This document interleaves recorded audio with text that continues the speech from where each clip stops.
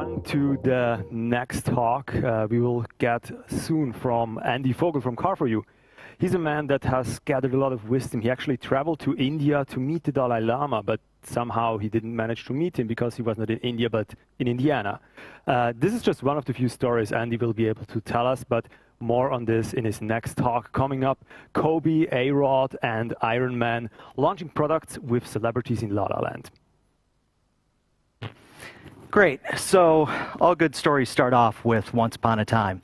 So once upon a time, I was leaving work after a long day, went to the parking garage, opened the door to go out to my car, door's locked. I can't get into the parking garage. Go down another level, try again, the door's locked. Can't get in. So I walked down to the security desk and I asked the security guard, why is the parking garage locked? And he said, oh, they're shooting a movie in there, so you can't get your car. And I see behind him Brad Pitt leaning on my car as they're shooting Moneyball.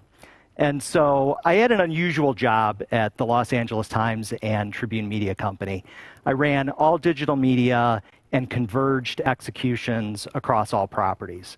What that meant was I got to do all the things that nobody else wanted to do, like events, like here today, anything that had to do with specialty publications, which included things like LA Magazine and a bride's book. So I had my pick of all the things that nobody else wanted to do. And that was an opportunity for me. And the opportunity was really to craft my own job and to do things that I really liked to do, things that I loved. And a big part of that was living my childhood dream of being a fanboy and also living my childhood dream of being someone who really likes celebrities and geeks out on a lot of different comic books and things like that. So I have a confession. I loved it. It was a lot of work. It was truly hard. It was exhausting. I had a big team to go out across Los Angeles and execute things like red carpet events and other things, but I loved every single minute of it. I loved it because we had access to all the A-list celebrities, and we had the ability to launch new products using innovative ways of doing things at the time. So we were able to partner with video game companies. This was at the beginning of AR and VR, and we were able to launch things on the city streets with Qualcomm across Los Angeles. And so what I've got for you today are 3 stories just talking about kind of the standard arc of how these sorts of things tend to go. So you all recognize some of these people. Maybe some of you recognize all of these people. What you may not understand is that Kobe Bryant actually went to school in Basel, at the Basel International School, and spent 7 years between Italy and Switzerland. Became friends with Roger Federer. Gentleman below Roger is Aaron Rodgers, who's a Super Bowl MVP and Super Bowl champion. And then I think everybody recognizes Iron Man. So first story I'm going to talk about is always have a plan B. And I've learned this so many times in my career that if you go out to produce something, whether it's an event or you go out to produce a product and you want to release it, it's always a good idea to go out in a beta release. It's always a good idea to trial it before you go full bore. And so my story about always have a plan B involves this guy. So Aaron Rodgers was a rookie signed quarterback for the Green Bay Packers. He was picked up from the University of California, and his promise was huge. I had a coup, right? I signed this guy to do a charity event for children where he would sign autographs. And it was a great promotion. Nobody really knew what this guy was going to be, but at the time, I had a sense that he was going to be pretty big, and it turned out he was. 9 o'clock in the morning for a 3 p.m. event, I get a phone call from his agent saying, it's not enough money. I'm caught, right? You can hold me up for as much as you want, but it's a charity event. I'm working at a media company that doesn't have a bunch of money to throw around, and they decide that they want an extra $20,000 US dollars on top of the $3,000 that we negotiated. Remember, this is a children's charity. And so I stuck to my guns and I said, no way. Didn't have a plan B. So it took me about 3 hours of calling around to different agents to find someone else, Donald Driver, who was very gracious, had his own charity that we could attach to. And we brought him out and met the needs of the children's charity that we'd signed up for. So I bring this up because if you don't think about what could happen with someone you don't know or someone you haven't worked with before, you need to think about it. So a rookie no-show, to me, was a rookie no-show. And it meant nothing in the year that he did it. 10 years later, it turns out the guy's a super huge star. He married Danica Patrick. I mean, it was a big deal. So always have a plan B. Next story is about Kobe. And this is something that I've had to teach myself over and over again, which is remember that you're the expert. You're the one who brings something to the party when it comes to working with influencers or it comes to working with celebrities. It's your subject matter, and you have to stay true to yourself. I'll be honest, I have stars in my eyes when it comes to people like Kobe Bryant. And in 2010, when I was working with him on a photo shoot, he knew that he wanted to transition out of basketball. So it was already the twilight of his career, and he had a sense that he wanted to do something else. Well, in 2010, most of the time that meant fashion. So a lot of superstars were starting to transition into fashion. It was still a little bit early for them to get into the entrepreneurial game and start launching startups, but they were certainly into fashion. And so we pulled together a photo shoot at the Roosevelt Hotel, and we got a super high-end photographer, and we had a really high concept. And the idea was, let's put Kobe out there. He wants to be a fashion star, so let's put him out there in the best fashion we can possibly put him in. And so this is how people know Kobe. And people know Kobe from a variety of different walks of life, but they felt like he was an approachable star. They felt like he was somebody that could relate to somebody who was in South Central. He could relate to somebody who was in, the streets of Philadelphia. He was approachable. He was a legitimate superstar. So we did this to him. Guess how that turned out? Not so great. So we did a full-blown photo shoot with about 50 people, like I said, at the Roosevelt Hotel. And our idea was, let's do this as something truly different. Let's go out and portray Kobe as somebody who's fashion-forward. We weren't trying to make any statement other than, this guy is here, fashion is going to be part of what he does. And so we published this, and we published it online and in print, and you can imagine what happened. So what happened was it took off within days, and it became a meme. And the meme you can search on is white hot. And so Kobe showed up in photos from this photo shoot on NBA 2K11, Assassin's Creed, a variety of different products. And his team was furious, right? They were really unhappy. And I, as the person who was running the project, kept thinking, what can I do to please Kobe? What can I do to make him happy? What I never considered was tell him no.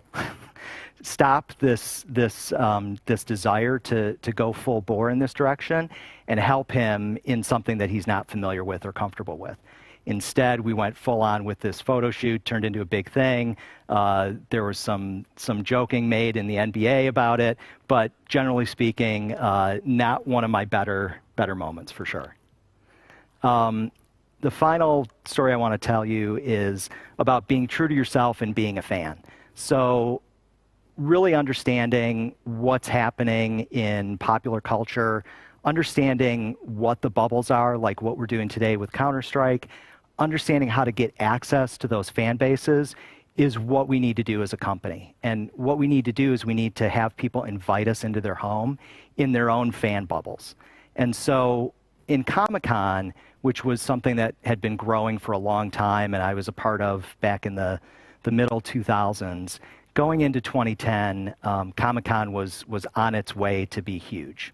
Iron Man came out in 2008, and as we started to figure out what we could do as a media company to get access to that audience, we decided to do a multi-layer strategy to go in and launch products focused on this fan group.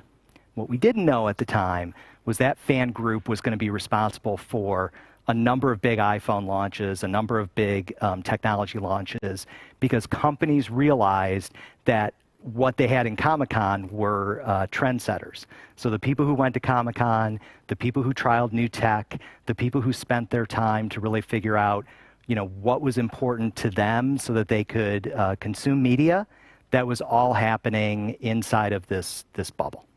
And so in 2008, we launched a product called Hero Complex with Robert Downey Jr., whose life story, by the way, is the story of Iron Man. It is fall to grace, redemption. It is a truly great story, and some of the things that we were able to do with him, launching a speaker series, launching a director series, launching a merchandise product suite. There were a number of things that we were able to do because Robert Downey Jr. was on board with us from the beginning in 2008. So Hero Complex became a number of things for us. It became a magazine that went out. It became something that we used to reach the people that voted on the Academy Awards. It became a way for us to access kind of like this zeitgeist of the time, which was, wow, there's something going on with fanboys. Fanboys are making decisions. Other people are watching the decisions that they make. They're looking at the phones they use, the computers that they use, the TVs that they watch, and they're making purchase decisions based on that. And so we were able to build on that, both from an authentic editorial standpoint, so that we had people who truly knew the subject matter, as well as build out a full suite of products that were both digital, physical, and merch. So what did that turn into over time? It turned into something that gets delivered to every voter of the Academy Awards every year called the envelope, which is a private group that no one knows who exactly votes. So when we produce the envelope, we always send it out to an additional 200,000 people so that nobody actually knows who the voters are on the Academy Awards.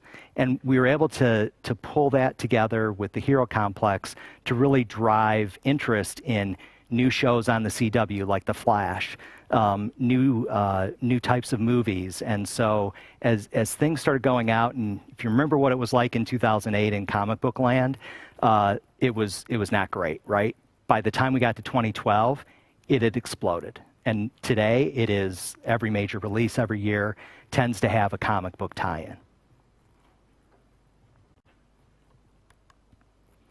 So look, I think it's important to understand why this is interesting now. And so I mentioned what TX is doing with Counter-Strike today. I think that's really important. I think the most important thing to remember here is that bubbles exist. And these fan bubbles, these bubbles of affiliation and interest exist for a reason, because people are into the things that they're into, and we can't create new bubbles. So I think as media people, we tend to think about things in terms of what can we do that's new, instead of where are the bubbles that exist where I can build these audiences that have an affinity for my products, and what can I do with my products to make it more accessible to these fan bubbles. And so I think that's what's really interesting. And what's particularly interesting right now is we've got this virtual component. And this virtual component, as we've all seen since COVID started, is now starting to take on its own life and actually already existed. So in a lot of fan bubbles, there are things like DC Fandom and other things that now media companies are starting to attach to. And these are things that already existed. So there are affinity groups around gaming, there are affinity groups around comics and other things that we can take advantage of, but we need to be fans ourselves, and we need to find a way to get entrance into those places by being authentic. And I think that's what's most important. So I did this with a few different things. I did this with an AR and VR product in downtown LA, where we essentially partnered with a gaming company to launch a game called LA Noire. And what we did is we put specific places around the city where gamers could go, this is pre-Pokemon, where gamers could go and actually see a portion of the game with an AR device. And so even in the early days, this was an opportunity for us to engage with audiences and engage with them in a really interesting and authentic way that was physical and virtual. And we also did this with a Walk of Fame app, where we essentially went to the Hollywood Walk of Fame and found a way for people to interact with the stars that they wanted to interact with and get information. And then we were able to sell advertising around that and get people to buy into different offers. And so, just in conclusion, I think it's really important that all of us understand that these audiences exist. We've got an opportunity to get entree into these private and special clubs where people have affinity. And I think it's important that as we look to hire people, that we think about it in terms of what can this person bring to the table that relates to some of these audiences of affinity. And that's it. Thank you.